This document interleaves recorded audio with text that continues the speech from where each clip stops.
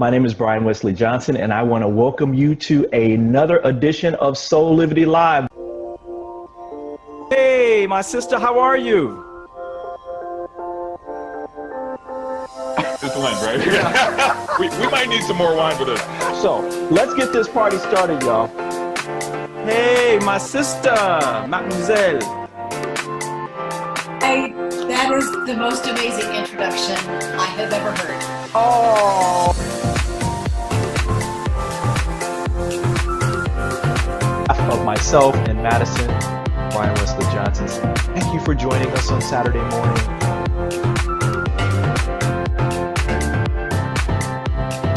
You a life full of passion, purpose, and high quality living. See you next time. Bye.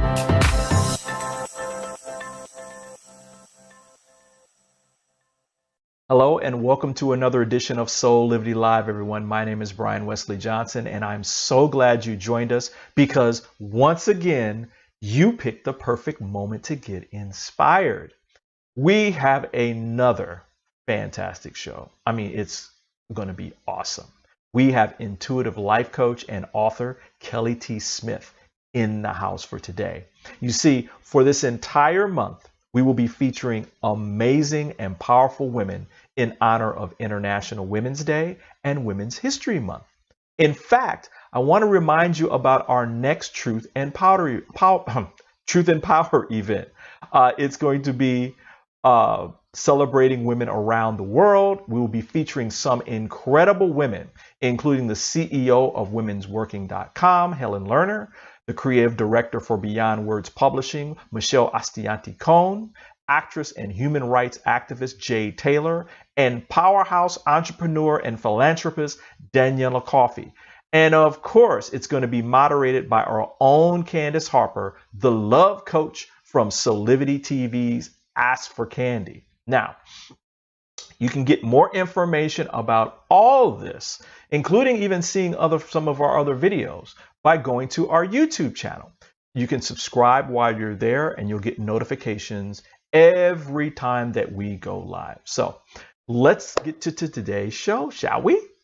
My guest today is mind, body, and wellness practitioner, Kelly T. Smith.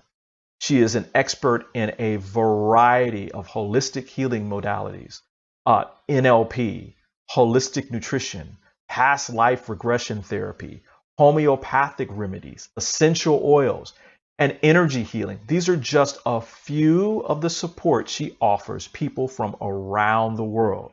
You see, her mission in life is to help you realize your fullest potential, to help you find your hidden gifts, and to get you to break free from limiting beliefs that keep your true self hidden. So let's get to it. With that, it is my pleasure to welcome Kelly T. Smith to Soulivity Live. Hey, Kelly, welcome to Soulivity Live. Hi, Brian. I'm so happy to be here. Oh, man, I'm so happy you're here, too.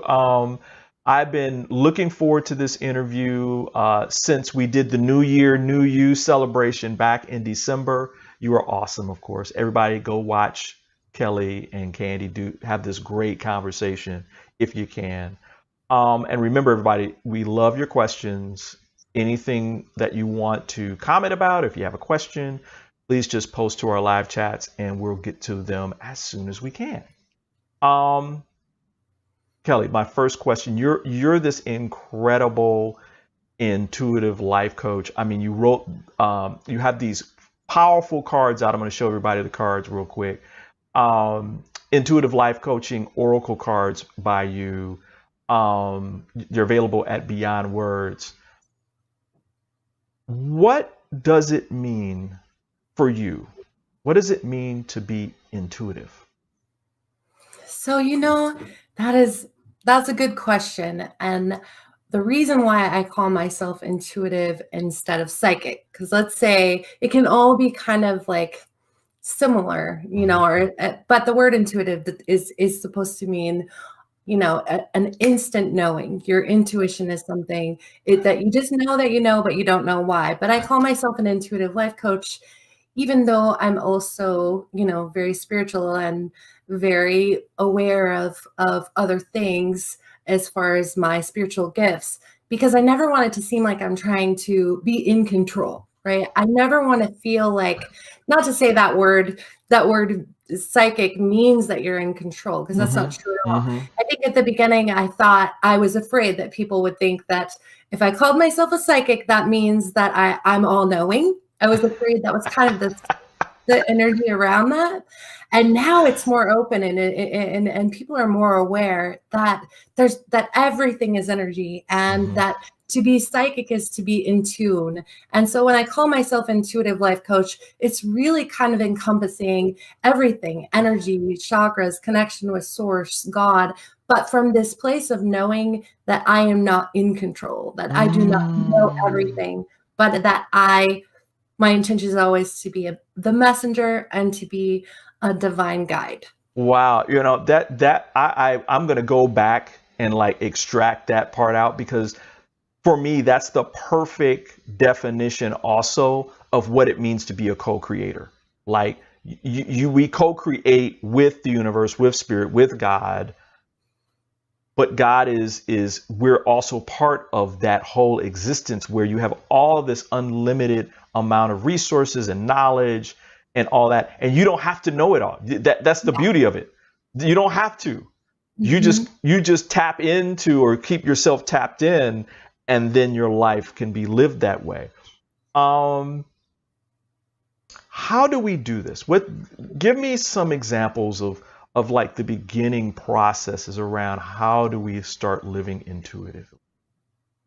So the first thing is, it's kind of a breaking down of this desire, again, to be in control, this desire to know everything, this desire to always analyze everything, this desire to assume. But because to live your life from an intuitive place is intuitive flow. That means that you're not going to know what you're going to say before you say it. And usually if you have a lot of mental chatter going on, then you have a disconnect between your heart and, what you're going to say, because you're overthinking the process. Whereas when we are in an intuitive flow, it is just something that you just get. It's like if you ever listen to the most beautiful piece of music and then you're dancing, you're not thinking about how you're going to dance. You're just flowing with the rhythm of the music.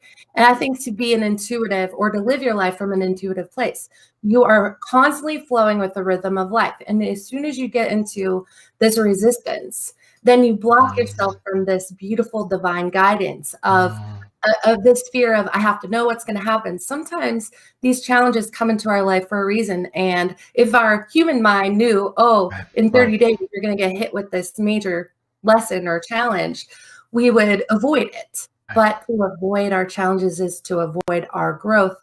So it's about not knowing, but flowing, right? Ooh, I love that. Wait, say that one more time. I want to make sure that people hear that one. So that's the other thing, is whenever I talk, sometimes I don't remember what I said. You said not knowing, but flowing. That is, yes, absolutely. And we were just talking offline about this, where again, the perfect example of, we are human beings, we're spiritual beings living a human experience, right? Not the other way around, where we're kind of bolting the spirituality, or to use your words, bolting on the intuitiveness onto the human thing, because then you say, like we were saying, the ego, earth guide only, as some friends of mine call it, takes over and is in charge, and life is binary at that point, right? Yeah, absolutely. And so what does it mean to not be in charge? What does it mean to just not have control over something? Does it mean that you're losing control, or does it mean that you surrender to that higher power of you? And that's when, living your life from the place that everything that I need is going to come to me the moment I need it. Just trusting one moment from the next, I think, is right. living from an intuitive place. But it's unrealistic to think we can always be in that, because we can't, I always say, I feel like I'm in this connect, disconnect war with myself. And especially in 2020, it was really a big disconnect for me, and something that was hard for me because I was more here. I was more in my fear. I was more in my what ifs. I was more in my prepare for the worst case scenario.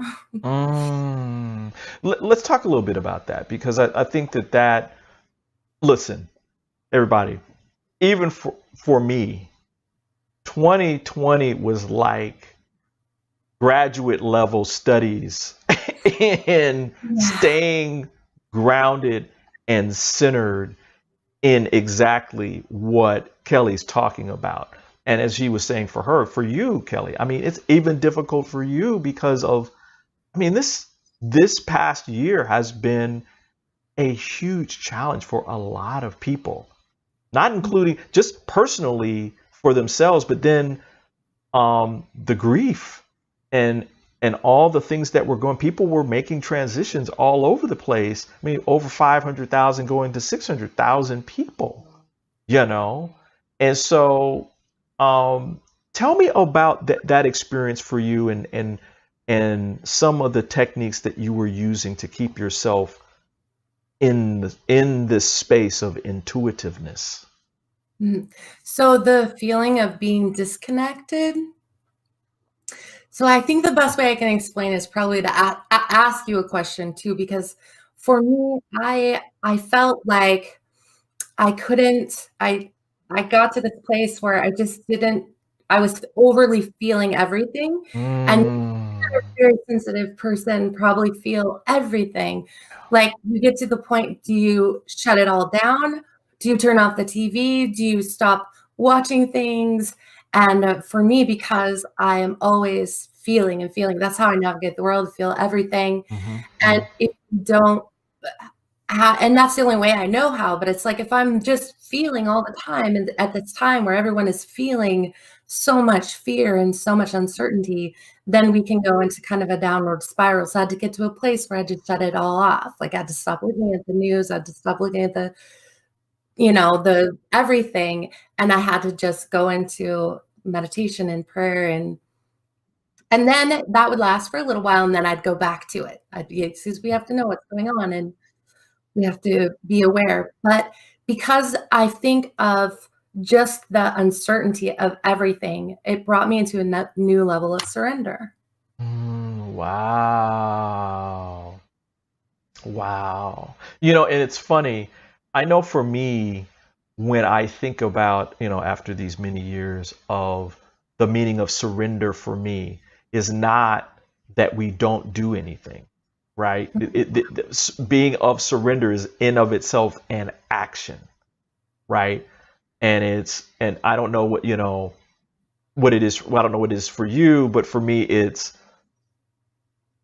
I am acknowledging that though I am a spiritual being living a human experience, that I am not all knowing, I am not all seeing, and that I have to go into my own faith around surrendering to the divine presence and the divine energy and the divine timing around everything that's happening in this moment, and then make the ask through the prayer, right? Where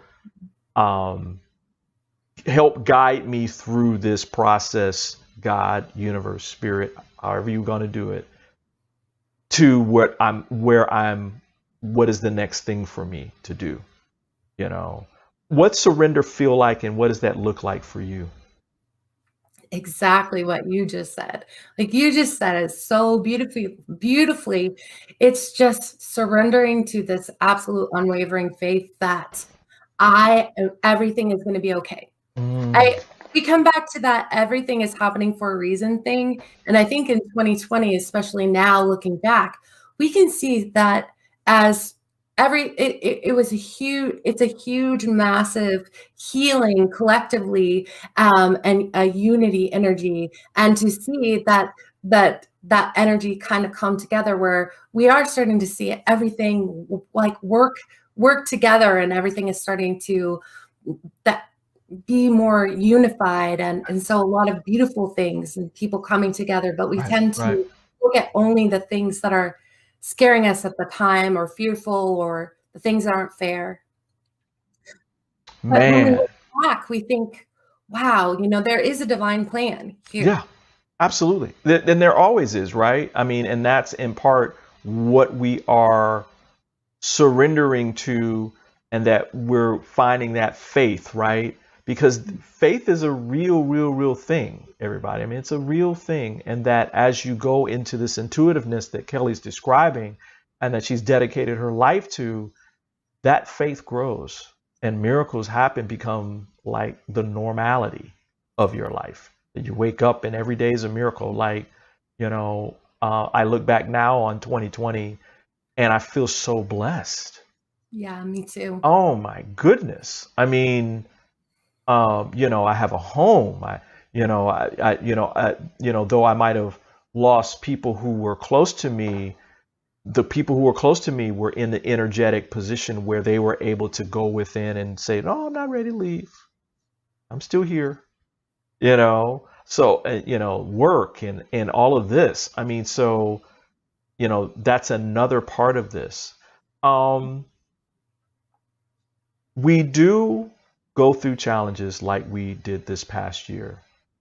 And I love that you acknowledge that in your intuitive life coaching oracle cards, that challenges that we experience, that being afraid of it is actually withholding love from ourselves, right? And for you, can you describe for our audience, what is the dark night of the soul? So that is actually a term that was coined by Carl Jung. Did I say his name right? But when I meditated on it, I really came into this awareness that it is it's an energy of losing yourself so that you can find yourself. So you're going into everything you're not. You're exploring your shadow self. You're exploring the illusion of the false self, and it feels so real, and separation feels so real, and you feel so alone, and you just feel so damaged, even, like you're not good enough, you're not lovable, you're not. It's the energy of just getting to the point where you really feel all the things you're trying so hard not to feel, the shadow parts of ourselves. Wow. And once you come out of it, it's this, I said this the other day, and kind of it's like you find the light from within you and you turn it on. A lot of people ask me, well, how do you do that? How do you find the light from within you and turn it on? And that isn't a question I can answer. It's something that happens to each individual on their own path or on their own journey. Right. All I can say is that once you bring awareness to this part of yourself, it will happen. And like you said, everything shifts. The way you see things shift. It's like you go outside and you can feel the energy of the trees. You can feel the energy of the flowers. Like the sky looks different. When you're talking to someone, you feel them, you feel their essence. You feel it's a different way of I don't know, experiencing life from the place of being closed to having this kind of a heart opening. I love it. I love the way that you just described that. I know that you kind of opened up a little bit in the book about it. I had a passage here that I was going to read. I experienced a dark night of the soul at a time when my life was no longer working. I was not happy with the way things were. I was searching for something I could not put into words. Something was missing. And I would soon discover that something was my authentic self-expression. Wow. What was your dark night of the soul? Can you give us a little bit about that? Oh, wow. Yeah. Try to put it into words, but it started out when I was pregnant. So I think that these can last for cycles even, right? Yeah, yeah. Going on this is spiritual awakening. The dark night of the soul is a part of the spiritual awakening, and it could last for a while, and it's a cycle, kind of like the hero's journey. And the beginning of mine was when I was pregnant with my daughter and I was really sick. I had the kind of sickness where I projectile vomited like every single day. Wow. It was a lot. It wasn't just morning sickness, and it was from the time I Wow. woke up till the time I went to sleep. And then there was one night when I actually passed out because I was having that for so long, for so many hours. And then my husband picked me up, he cleaned me up, and then I cried myself to sleep. And before I went to sleep, I said a prayer. I said, "Dear God, please help me make it through this. Why is this happening? What, I don't think I have the strength," because I was getting ready to lose my job at the time because I couldn't even go to work. It was like everything was just kind of falling apart. Right. So Right. I wasn't even far enough along on my pregnancy to know if I was having a girl or a boy. And I went to sleep that night and I had a dream, and I saw my life 4 years ahead. I saw a house that we would be living in. I saw my daughter. I could see her curly blonde hair and her beautiful blue eyes. And I had dark brown hair. So to see her, I woke up and I told my husband, I was like, "We're having a baby girl." And he's like, "How do you know? We haven't had the ultrasound." I was like, "Well, I saw her and I saw our future house." And, as time went by, because Wow. I saw her at 4 years old, as time went by, I went through depression, and then that year came, the 4 year came, where the magic of that dream was kind of had faded by then. But the day that the memory of that dream came back to me was at her 4th birthday party, and everything was exactly how I had experienced it in that dream. The house, the way she looked, the people that were there, and I had kind of an out of body experience. Mm, mm. And after that, and it was always this fear of, "Oh, I'm going crazy, like what's happening?" But after that, that's when I knew that I could no longer deny that I'm a very spiritual person, that is the main thing that matters to me. That is what I am here for, just like you, to connect with people, to Yeah. understand the depths of our emotions and all of that. So after that happened, I couldn't work the 9 to 5 job that I felt like I had to work. So I started quitting my jobs. I just stopped trying to do what I thought I had to do and started living from a place of what I knew my soul was calling me to do. Wow. You kind of foreshadow my next question, which was going to be related to that, but I'll ask a slightly different question and then I'll go to that. What does the word soul mean for you? So, when I sit with the energy of the word soul, it is the essence of all that I am. Like I can't put it into words. It is the essence of all that I am, that I have been here multiple times, that I have been both male and female in past lives, that I have been that I have lived many different lifetimes, that it is a part of me that is connected to all that is and that is infinite. Wow. Wow. Do you think, or do you feel, and when I say think, I mean higher mind think, everybody. Do you think and feel that when you came out of this specific dark night of the soul, because everybody, I call them wilderness walks. Mhm. Jesus I went love out in the wilderness for 40 days, 40 nights and came back and was, had this revelation and was even deeper grounded spiritually. Do you think that was the conduit that got you to connect with your soul at this level, and that it was kind of like a domino effect after that? So let's say it again. Like, So do I? at this point, when you had this experience, this challenge that you're calling a dark a night of the soul, because we all have, we'll have different dark nights of the soul, maybe at different levels, maybe in different intensities.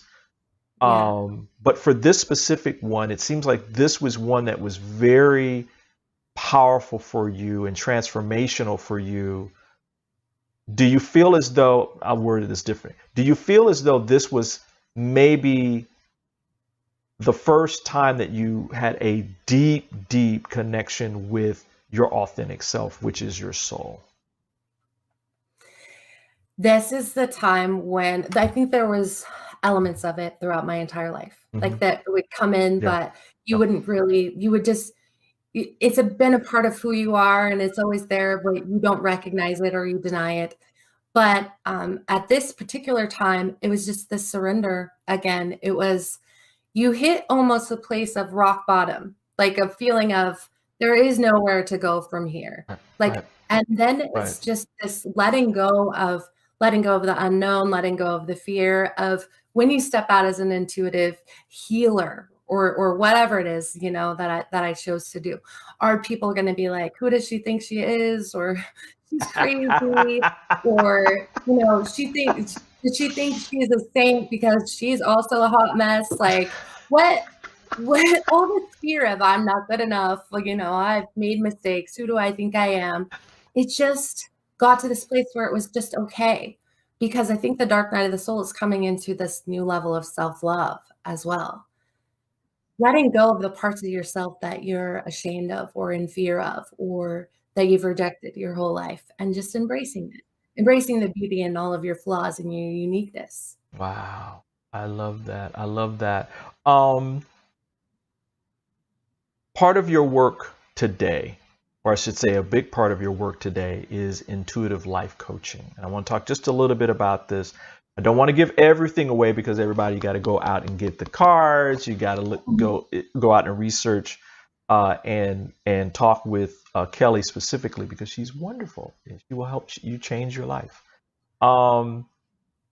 You put in here the journey, card 54, which is a phenomenal card, by the way. Every challenge has a hidden gift inside. These gifts give us strength, open our minds, and reveal a different perspective, the necessary ingredients for creating a new reality for ourselves. It's so funny how we're socialized into believing that our gift is a job, an education, our friends, you know, whatever that is, you know, with that, you know, and it comes from our parents where they're trying to protect us from not being happy. And so all these things, you know, in Michelle Obama's book, Becoming, she talks about that she was living the check the boxes thing, right? And that when she checked the last box, she would be happy. And she found out that, no, I'm okay, but I'm not like ecstatic. I'm not like, you know, for you, when you're doing your life coaching, your intuitive life coaching, and I guess these are two questions. First is what is the typical experience about your client when they first are starting the process with you about living their life intuitively? Like, what's the first kind of typical, quote unquote, typical response? Because I'm sure there's probably one or two, right, that are like typical. Yeah, well, people come see me for different reasons. I think sometimes people come to me to help like Right. develop their intuitive abilities, but a lot of times people come to me to help them tap into their true self and to like release the emotional blocks that pain from the past, to release the fear and to gain clarity because they are already getting the messages. I always say a genuine intuitive reader or a genuine psychic reader, they're going to give you the messages that you've been getting from spirit all the time already. Like they're going to say something and you're going to be like, oh, I just got that in my head yesterday, or I felt that in my soul, in my heart. Like, and it will reign true for you because you will have kind of this feeling of, it's like a butterflies, or like, you're going to have like the chills, and you're going to know. Right. I think going through the process of having a person kind of give you back the messages that you've already been getting from a place of just complete, holding space and letting spirit speak to you from a place of complete unconditional love. It gives you the ability to trust yourself, because that's what intuition is all about. It's like you would have Yes. gotten the same message, Yes. or have gotten the same message, but Yes. you didn't trust it. And now you're starting to hone in on, oh, okay, I got that message, and this is how I received it, and this is what it felt like. And I think it's different for everyone, how you receive messages.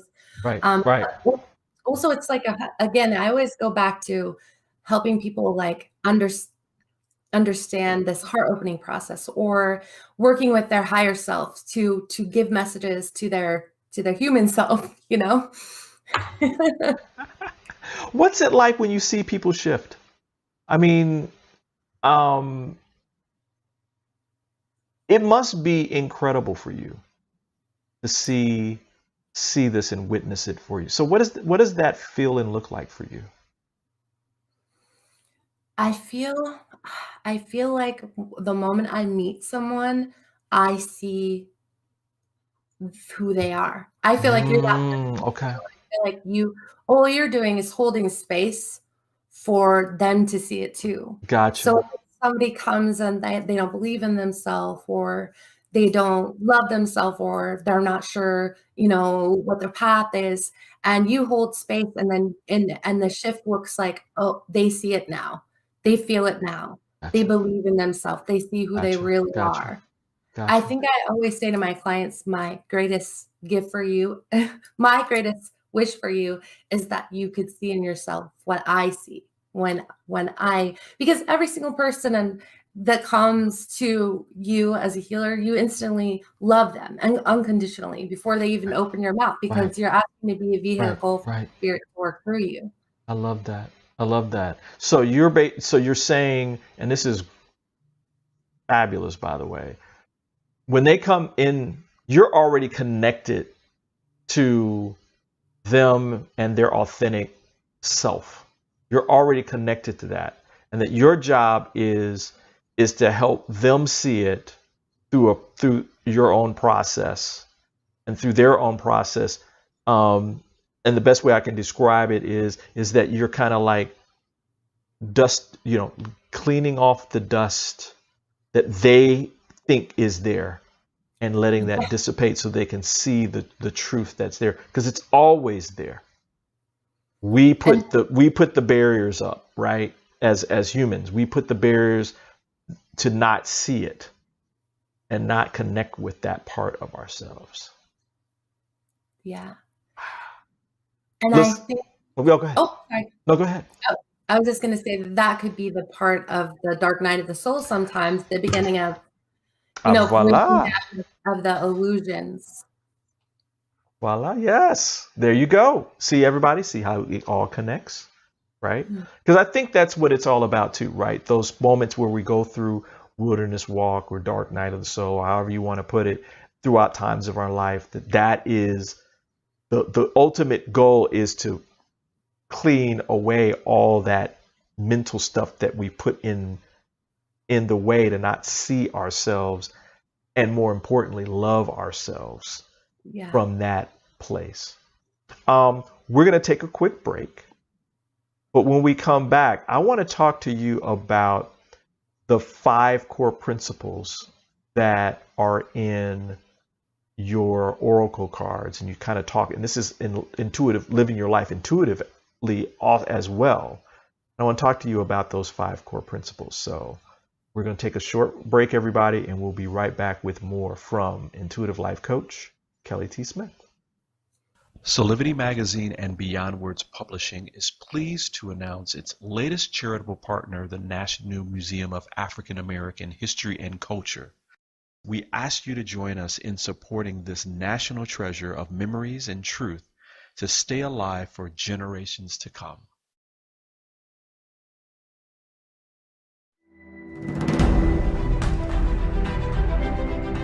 creating this museum gives us a chance to make manifest the dreams of many generations.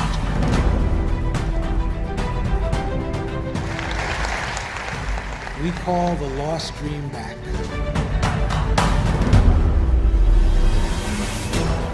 This is a milestone moment not only for the Smithsonian, but for the United States. The goal of the museum is to make America better, provide opportunities for us to be made better by the past, and for us to move towards a future where race will always matter. They will find that those ideals are only met through sacrifice and struggle and a belief in a better day.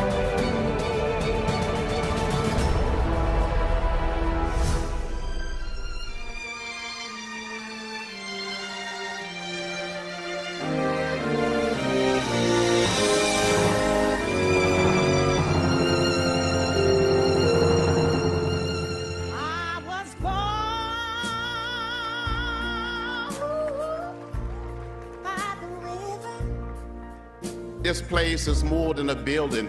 It is a dream come true.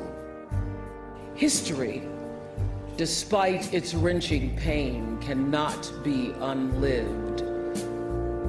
And by knowing this other story, we better understand ourselves and each other. I, too, am American. We ask you to join us in supporting this national treasure of memories and truth to stay alive for generations to come.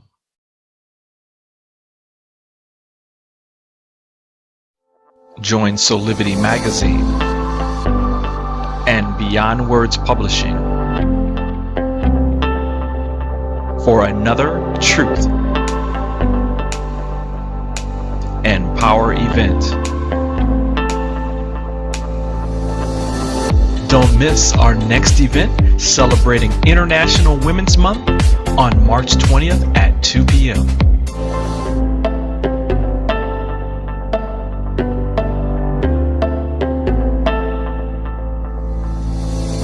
We'll see you then. And welcome back to Soulivity Live, everyone. My name is Brian Wesley Johnson, and we are back with our special guest, Kelly T. Smith. Hey, Kelly. Hello. We are talking about living your life intuitively. And she has these fabulous oracle cards that you can get from Beyond Words Publishing about living your life intuitively. Intuitive Life Coaching Oracle cards by our own Kelly T. Smith. We left off where I was going to talk about these 5 core principles that are within the Oracle deck. But my guess is these are also things that you take your clients through in terms of the core principles about living your life intuitively. And I wanted to make sure that we got these in. Again, people, go out and buy the cards. Go out and buy the cards so you can read more about this. But I want to get this in because this is understanding this is still part of the beginning and part of the journey that even you and I, Kelly, I mean, I was reading through this and I was like, yeah, I need to make sure that I'm on an ongoing basis reminding myself and immersing myself in the knowledge, in the truth, in the knowledge around how God works in our life, how the universe works in our life, how spirit flows through our life. The first one is manifesting, which is always a fun one. I'm glad you had that as the first one. Tell us about manifestation and living your life intuitively. Why did you have that as like the first core principle? Because I think that coming into this awareness or spiritual awakening, you realize that your thoughts, feelings, and belief systems create your reality. Like to actually come into the experience of that. You know, we're told that all the time, and we know all about the law of attraction and manifesting. But when you've come into a place of believing and accepting and living your life from that place, you don't feel like things are happening to you as much as you feel like things are happening through you, through your belief system, through your So for me, manifesting is like, we all go through this wanting to create all of these things. Like, you know, we want a new house, we want a new car, we want more money. But for me, manifesting from the place of our soul is something completely different, because we're in alignment. I feel like we have a harder time manifesting things that aren't in alignment with our soul, which is why a lot of people might say, oh, that doesn't work. You know, it doesn't work until you come into an acceptance and a belief system of first of all, how it works, who you are, you know, what is important for you to create or manifest. From a soul level. Wow. But can I share a manifesting story? Do we have time? Yeah, go for it. Of course we got time. We'll make and time. Of course we can create, you know, material things too. But so when my kids were younger, and it was at a time when we didn't have enough money for Christmas presents, and they asked Santa Claus to bring them the Wii, the Wii for Christmas, and they were little, so. My husband was so upset because this is when I was going through in between jobs and going to school to do this. And so he was like, you know, they want a Wii. We can't disappoint them. Santa Claus was bring them that. And it was you know, if you're a parent, you can't get your child what they're asking for Christmas. It's a pretty upsetting thing, right? Yeah. So I said, no, we are going to manifest it. We are going to visualize it. We are going to create it. And my husband didn't really understand or believe in that at this time, but that was okay because I did. So, and I feel, we worked together. We visualized, like every night we would visualize them opening that present, you know, just opening it, and how much joy. And we would get so excited. We would just feel they're opening up the presents. And a week later he went to work. And at the time he worked for a beverage company. He was a delivery driver. And they were telling all the staff, if you sell this many cases of this beverage, you are going to win the week. So he comes home and he's like, oh, we have a promotion. One person, if they sell this many cases by this time, is going to win the week. And this came a week after we were visualizing. So we already knew. He's like, that's ours. Like that. Like it's a like vibrational match. You called that in. So of course he was the one who sold the most cases, and we got the week. And that the kids had that. And I have so many examples of this, because it's not you know, it's sometimes we get into this energy of forcing our will, and then we doubt it, and then we pull back, and then we think we have to take action. And a lot of people say that's why it doesn't work, because people are sitting around waiting for, you know, the miracles to happen. But really, the miracles do happen, and you will have to take inspired action, like my husband did. You know, when he got the call, that was the universe saying, hey, we're giving you a week. Your action step is sell the most cases. Exactly. And that even in that action, there's support and guidance and all that. And that this can be a happier, peaceful, more joyous, blissful experience for you to go from here to there and then get the we. I mean, it's so funny because God does have a sense of humor. That's God having a sense of humor. You walk in there and like, here's the we for you. Here. The next one is relationship healing. Woo! You say this is because every relationship challenge has the potential to be our greatest teacher. Ain't that the truth? Tell us a little bit more about that in terms of connecting the dots to living our life intuitively. I will say, when I was going through my spiritual awakening, the most inspirational thing I've ever read came from Louise Hay's book, You Can Heal Your Life. She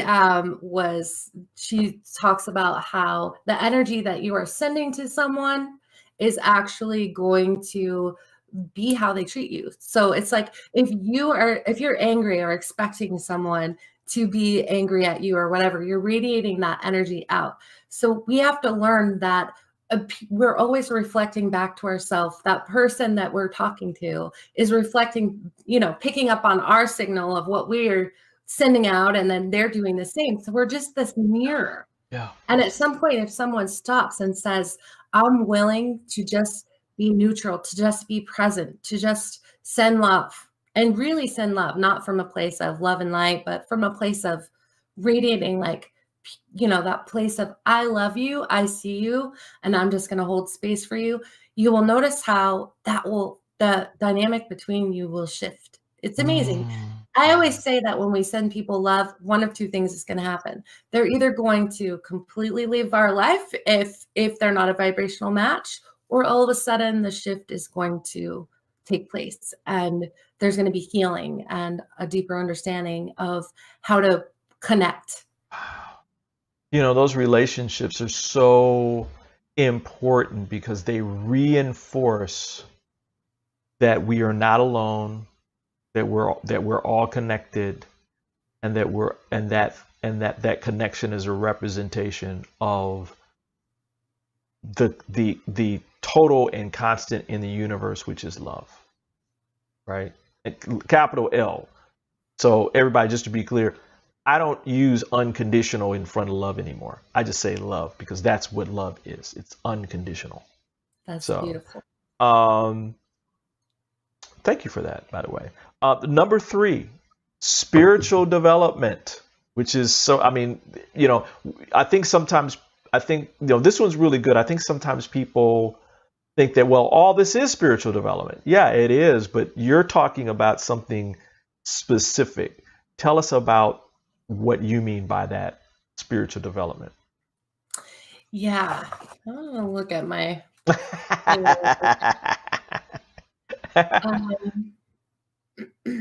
so many things. So it's like spiritual development in regards to, I talk a lot about inner work because, if you're trying to connect and you're trying to connect to source and you're trying to, deepen your relationships around you, deepen your relationship with yourself, you have to do the inner work. And the inner work is being able to look at the parts of yourself that you might be afraid to look at. Being able to forgive yourself for things that you did that you wouldn't do now, but you did in the past, like, because you're in this constant evolution, this constant spiritual growth. Like, just being able to 100% come into a place of doing the inner work. And the spiritual development part is we just keep elevating in levels of consciousness as we do the inner work. And we get to this place where we're seeing everything from a higher perspective. Not to say that we don't come back down at some point and then we hit rock bottom and start all over again, because that's part of life. It's a constant evolution, constant spiritual development, understanding, that everything is energy, that we are energy, that, being more aware of the energy we're sending out, and being more aware of what's going on in our inner world. Wow. I love that. So everybody got it. So though generally speaking, everything that we're talking about is spiritual development, what you're talking about specifically is the inner work stuff that we have to do on a consistent, ongoing basis, where we're, a challenge comes our way and we have to look within. What does this mean for me? Right? What am I here? What is this here for me to learn from? Right?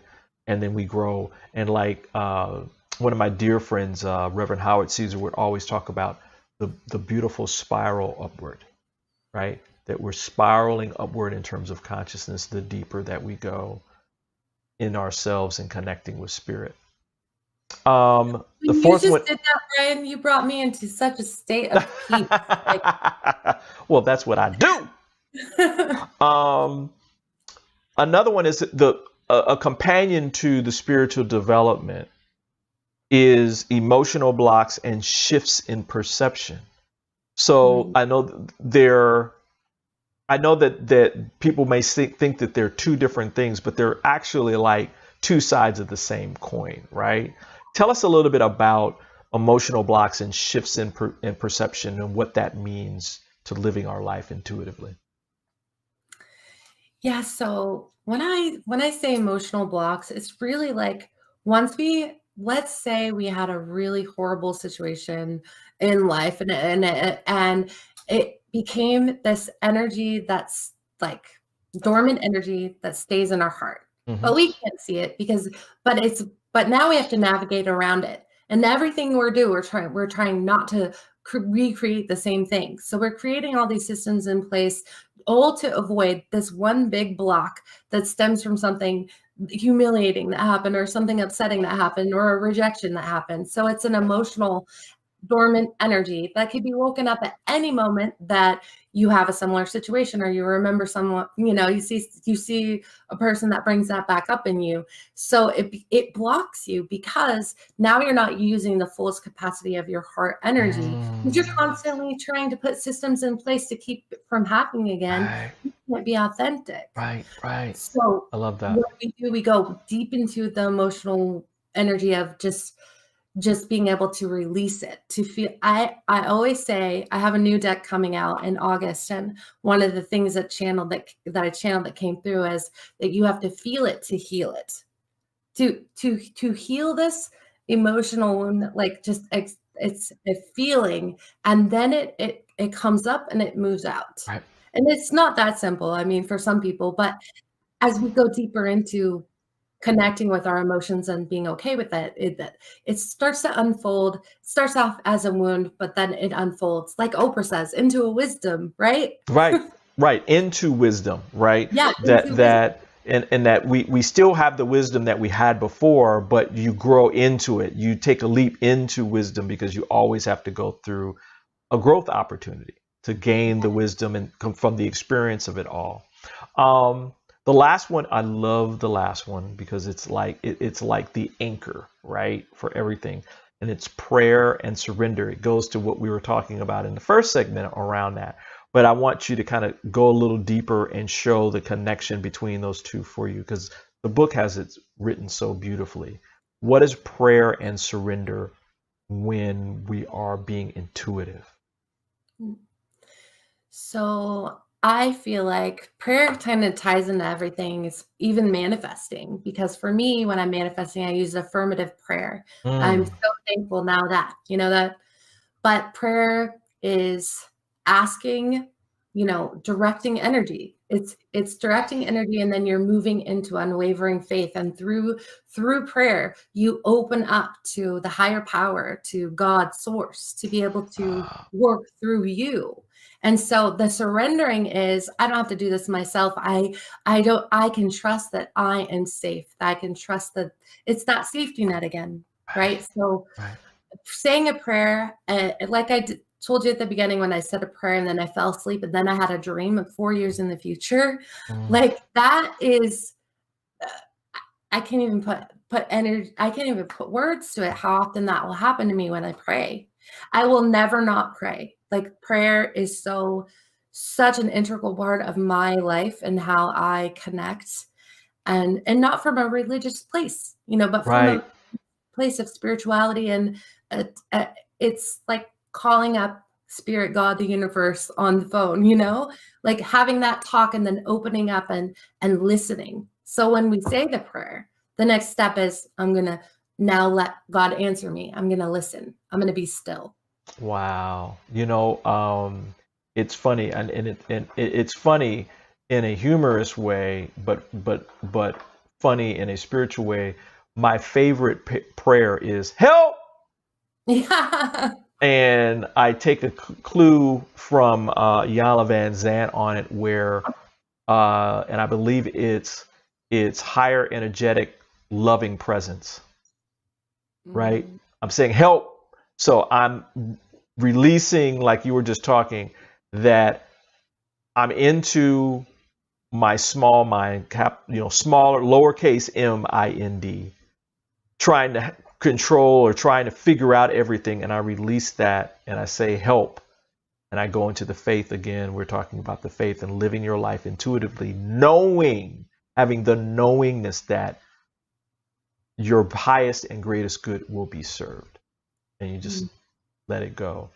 And it's so important. I find myself saying help more often than not, because it's okay. It's like, we all need help. We all need support. We all need to live our lives from a place that we're connected with with something that we are a part of and that is greater than us, that can handle anything that we're going through. And I sincerely appreciate you being of service in this way, because it's so vitally necessary, because you're doing the life coach, people being a life coach is an important step for people to get somebody to do life coaching. But you're taking it a step further and saying, let's do this intuitively. Let's connect to your higher self, to who you want to be, and not to who you are as a being, I should say, and letting that be your guide and for your journey that happens after that. So thank you so much for being that person. You too. Hey, I wasn't fishing. I could listen to you talk all day. Well, thank you for that. So Kelly, thank you for being on Soulivity Live. Would you come back after the new cards are out? Love that. Yes. After the what? After the new cards are out. You said in August. Yeah, the Guiding Light's coming out this summer, August 31st. Yes. Maybe we can get Beyond Words to debut them here. Yeah. I'll try to work that out. The fix is in. But no, thanks for being here, and I appreciate you so much. Thank you so much for having me. See, I told you it was going to be a powerful show today. Listen, before we get out of here, I want to remind you that coming up on March 20th, as we celebrate International Women's Day and Women's History Month, about our Next Truth and Power event, celebrating women around the world. It's going to be awesome. Please remember to save the date by visiting our YouTube channel at youtube.com/C/Soulivity Magazine. You can set a reminder while you're there, or you can go to our Facebook channel and also set a reminder. And speaking of connecting, please follow us on social media. You'll be able to learn about upcoming shows and events, and of course, our amazing giveaways. And speaking of giveaways, maybe you want to check out our new Go Shop. We feature vendors from across the globe selling inspirational products for your soul. From books to beauty items, we got something for you. So before we get out of here, I want to once again thank our guest for today, Kelly T. Smith, for being on Soulivity Live today. And of course, until next time, on behalf of Kelly and myself, this is Brian Wesley Johnson, wishing you a full life of passion, purpose, and high quality living. Bye now. My name is Brian Wesley Johnson, and I want to welcome you to another edition of Soulivity Live. Hey, my sister, how are you? This wine, right? Yeah. we might need some more wine for this. So let's get this party started, y'all. Hey, my sister, mademoiselle. That is the most amazing introduction I have ever heard. Oh.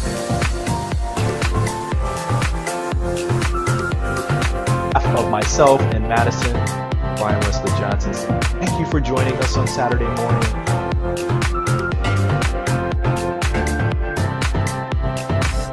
A life full of passion, purpose, and high quality living.